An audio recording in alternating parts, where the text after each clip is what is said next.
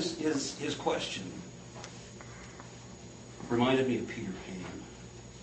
In some versions of Peter Pan, we're told that impossible things can happen if you just believe hard enough. And until he said that, I didn't realize what it meant to believe hard. Believing hard means it's a conscious effort. It means you're convincing yourself of something. Not something that is indicated by data. You've just chosen something you want to believe. It isn't implied by anything, and you're just enforcing yourself to buy into that.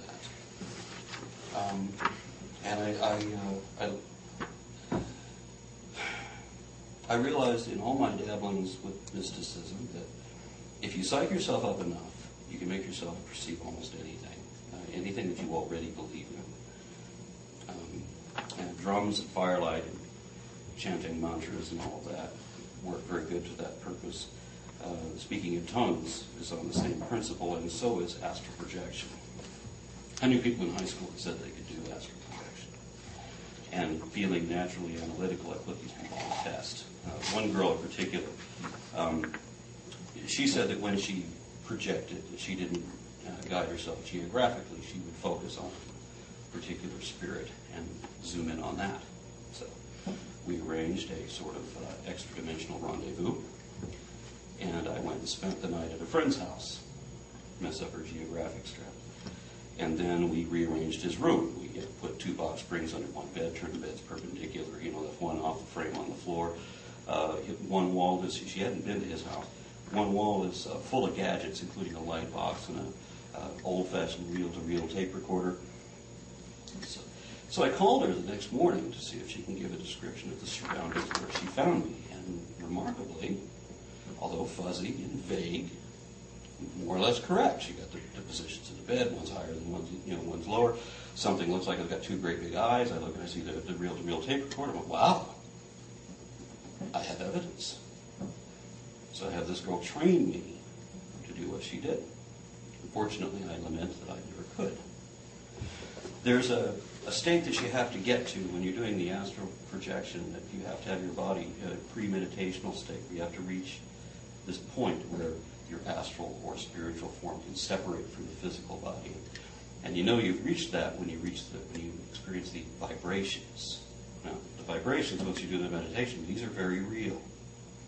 There's no mistaking when this happens. You will feel it. There's no, damn, this is it. You don't question it. Are these? No, when they hit, Unfortunately, that's the only real part about it. I don't know how I achieved it.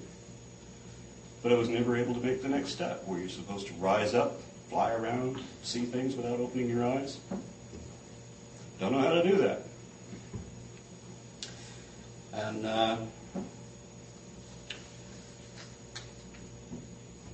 another thing that I and my pseudo-psychic friends were able to do was create these balls of energy in the palms of your hands, kind of like grabbing a bit of your aura and compressing it into a mass, like the Aquaman used to throw. Just imagine that that's your spiritual life force. And at first, when you try to measure this, it feels no more than like a magnetic sort of sensation. You can do this right now with your fingers. I swear you'll feel it. It is probably caused by the expansion and retraction of your respiratory thorax, but I didn't think of that at the time. It really felt that playing with magnetic. And if you do this amidst sitar music and incense, you will eventually get the impression that you're really doing something like this, so that you can play with it a bit. Pretty soon I had experienced all sorts of spectral manifestations. I'd seen ghosts, I'd seen astral projection, I'd seen shadow gargoyles around the room. When you hype yourself up enough, you will. It is important to realize why they call occult initiates adepts. Just because you have to be adept at seeing things just outside of the range of human senses.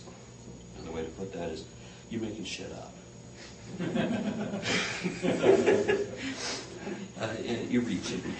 But as I said, it's all in the atmosphere. If the ambiance is right, you can convince yourself of anything. You can also convince other people of anything. And there was a point when I was doing all kinds of remarkable stunts, and I was showing people anything they wanted to believe.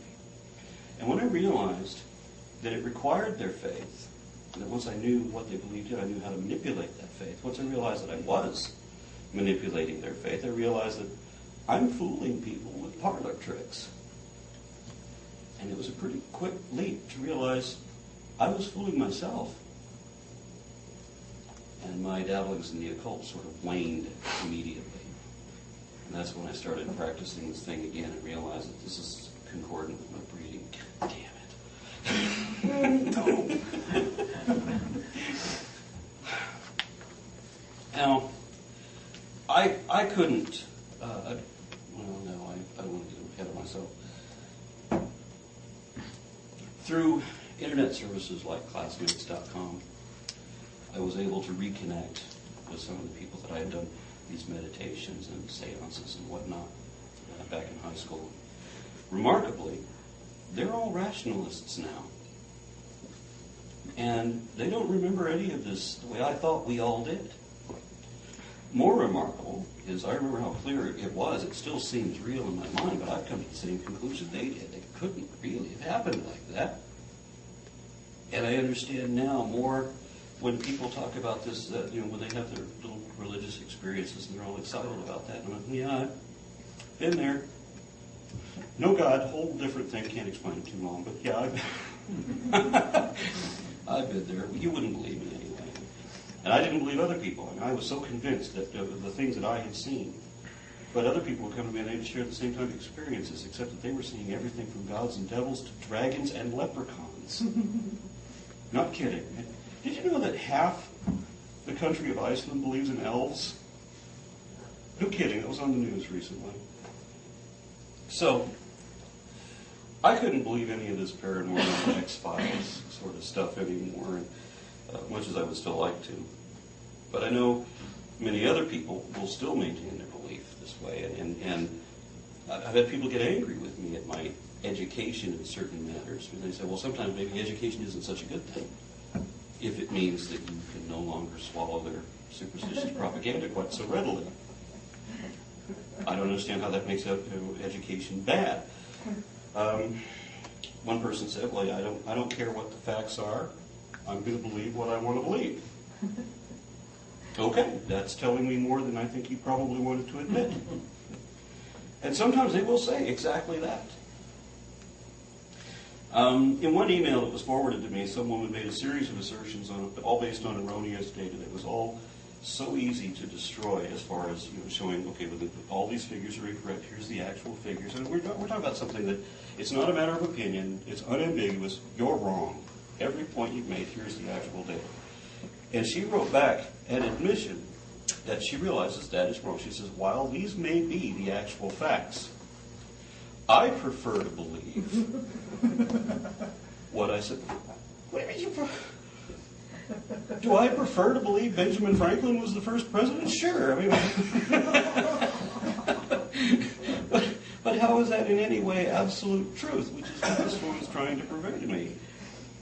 And I've seen people say that they cannot live without their faith. I don't get that. The world doesn't have to be imaginary for me to be quite happy with it. One man debating science with me pretended to be very objective initially, but then quickly confessed that he would rather take a bullet in the ear than to give up his faith. And he admitted, obviously, he lied about being objective as well. And a few of these admissions were done in public archives, I mean, in discussion boards and whatnot. So I can show you where one woman admitted that her entire belief system was assumed without reason and must be defended against all reason to the contrary. Another one said that her faith requires that she continue to believe even in the face of conclusive proof that she's wrong. Again, I have no point of relation with that sort of a perspective. The same sentiment is echoed in the statement of faith posted by every creationist organization out there, including the school that my friend works for. Each of them not only insists that every word of the Bible, the Quran, or whatever book they worship be absolutely true, but they admit they have already rejected in advance any evidence that might ever come to light, even if they can't guess yet what it might be, if there is a risk that it would challenge their worldview. This may seem to us to be very obviously dishonest, but for those with a psychological need to believe, somehow they file these deceptive, desperate delusions under the heading of absolute truth. Thank you.